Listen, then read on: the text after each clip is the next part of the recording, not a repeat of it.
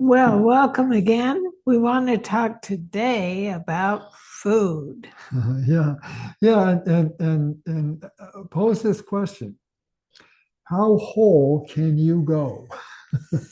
And what we mean by that is, over the years, what, 35, 40 years that we've been doing this, we started in the standard American diet, and we continue to go more and more whole foods. That is, what is on our plate, what goes in our mouth, is more the whole food ingredient than ever before. The, And we've noticed the more whole we go, the better we feel. and the healthier we are. Yeah, it's been a long time since we've even had a cold, even through the whole COVID thing. So anyway, it seems to be working for us. And we mentioned last week the 2025 vegan health bundle that's available now. And what I put into the bundle is a cookbook called the Very Whole Food Plant Based SOS Free Cookbook. Cookbook. Yeah. And those recipes are all starting with whole ingredients, except I do use some rolled oats. So there's a little processing there. And the Mexican recipes, I use corn tortillas. So there's a little processing there. Everything else is whole. It's like I've taken on this challenge, not because I want to take on a challenge, but because I'm motivated to see how much more whole I can do everything that goes in my mouth because I feel better as a result. Yeah, how whole can you become in terms of whole food, plant based? Because the body does all the work, it does all the healing. If we just give it the foods it needs to thrive, not if we just give it food. If we give it the foods it needs to thrive, and that's the whole food plant based world. It seems like whole is the answer to that question: what does this body need to thrive? Because this body designed itself through evolution of not just, 10,000 years, we're talking millions of years. This body was living off the same foods, and they were all in their whole form, Right. Whole form. whole That's form. true. There wasn't an option. There wasn't any processing going on.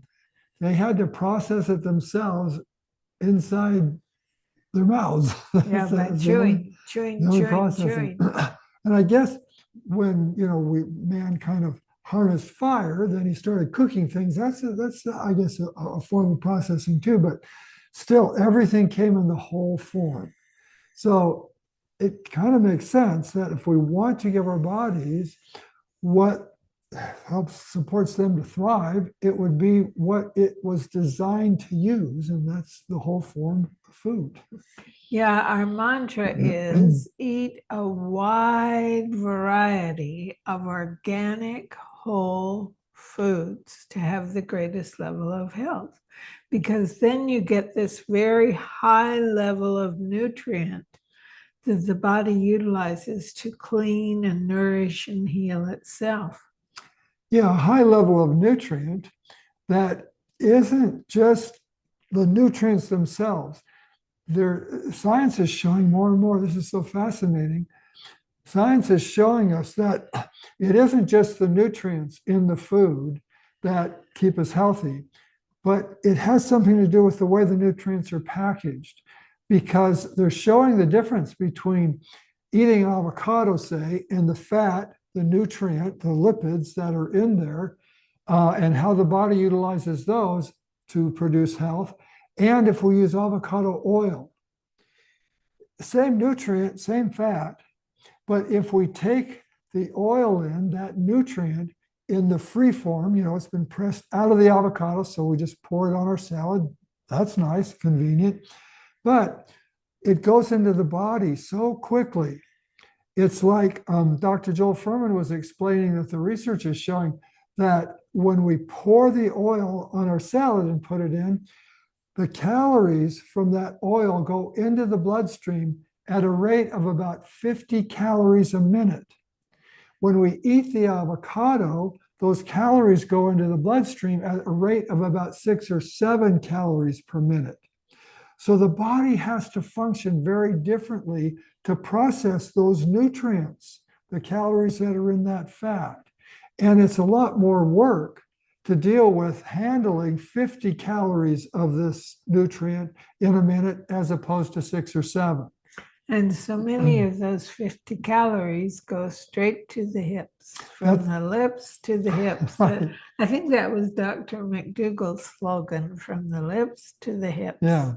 Yeah. So when they come in that fast, our bodies can't burn that many calories all at once. So instead of just taking those 6 or 7 calories a minute coming in, we go, okay, the muscles need these calories and our thinking needs these calories and our metabolism, our digestion needs these calories, and just kind of burning it slowly like a nice big log in the fireplace to heat the house.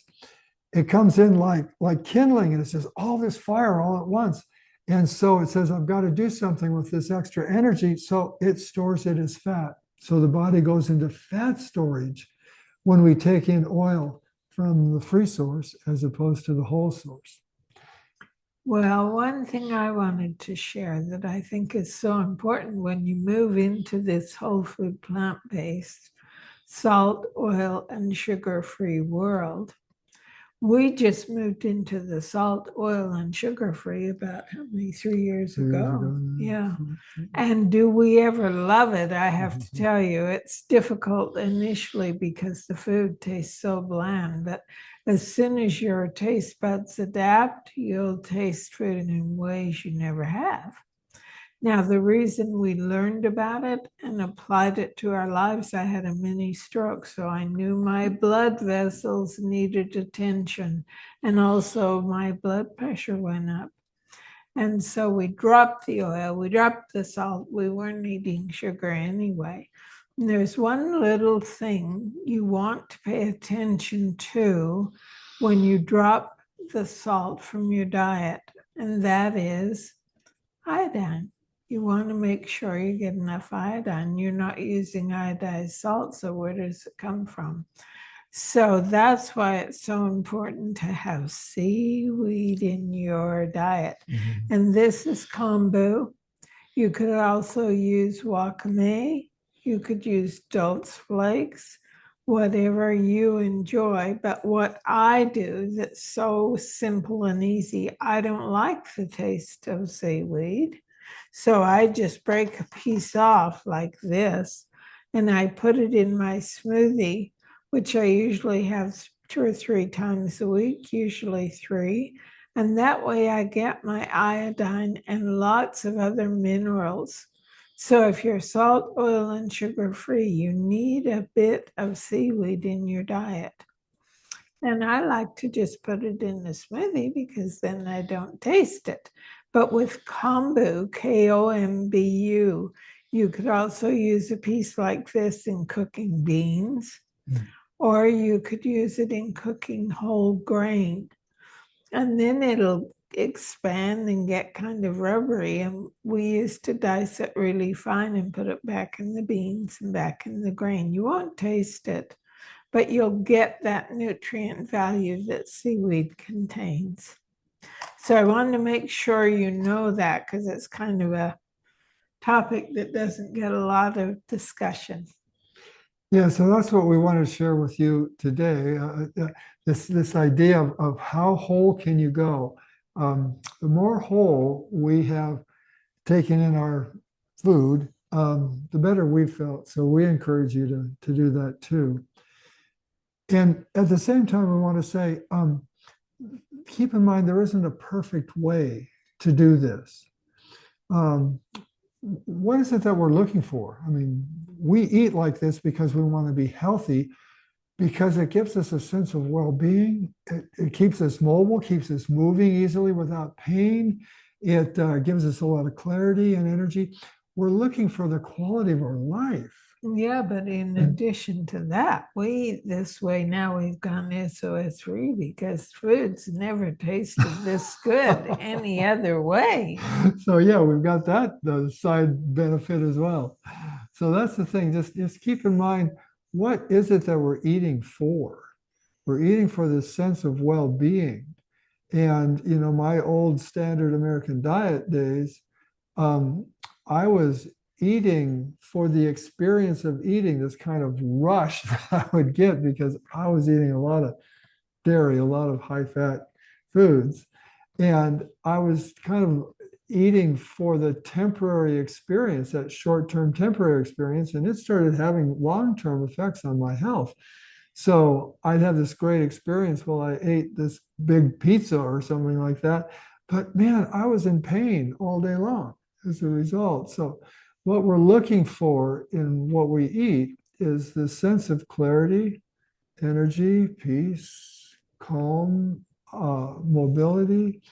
And one of the best ways to do that, there's a lot of understanding we have about food, nutrition, whole foods, the benefit of that.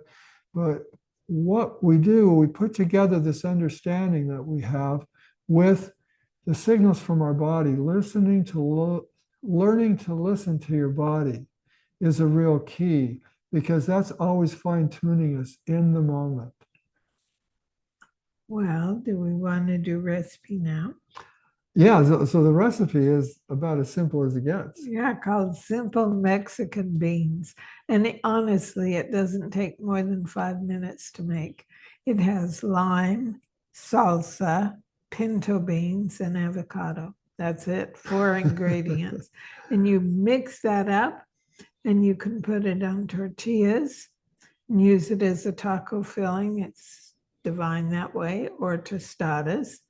Or you can put it on corn thins or rice cakes and then have a big salad with it. Or you can put it right on top of the salad. Yeah, it'd be great right on top. That I hadn't thought of that, Bill. That's the best way because you make your big salad and you just throw this on top once you've mixed it up. So enjoy your experimentation and your creative ways of using this. It's really simple.